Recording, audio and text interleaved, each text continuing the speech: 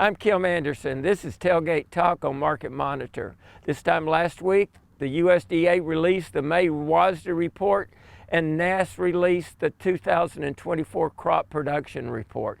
The news concentrated in on the hard red winter wheat crop, which is 513 million bushels.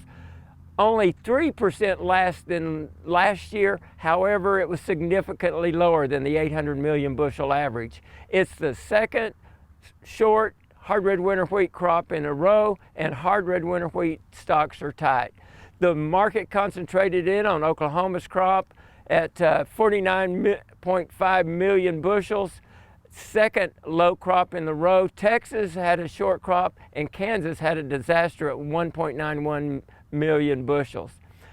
In the week immediately, we saw a 35-cent increase in prices. If you go back to the 1st of April, we've had a $1.65 increase in hard red winter wheat prices. And if you compare hard red winter wheat prices to soft red winter wheat prices, hard red winter wheat prices are about $2.50 higher than the soft prices.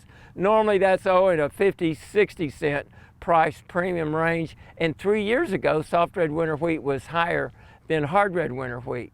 If you look nationally, we're predicted to produce another 1.6+ billion bushel crop, the third U.S. wheat crop below 1.7 billion bushels. You got about a 1.85 billion average. So the third below average U.S. crop in a row, and that's one reason we're seeing the forward contract price for hard red winter wheat prices in Pond Creek, Medford area at about $8.50 a bushel.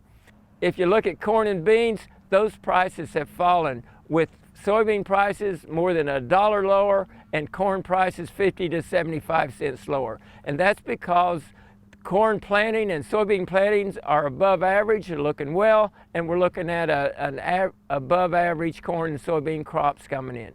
Let's go back to wheat.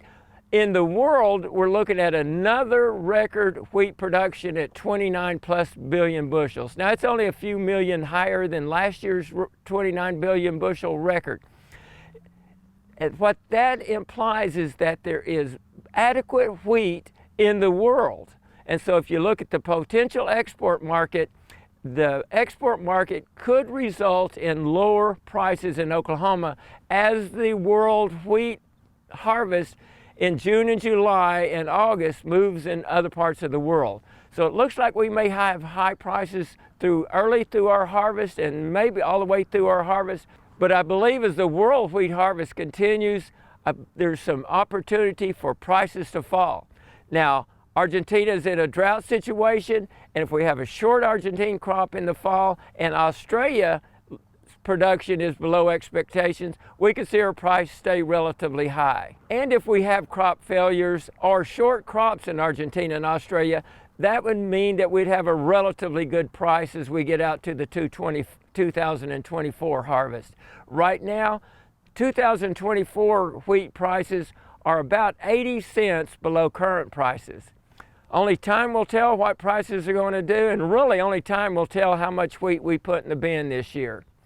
I'm Kim Anderson. This is Tailgate Talk.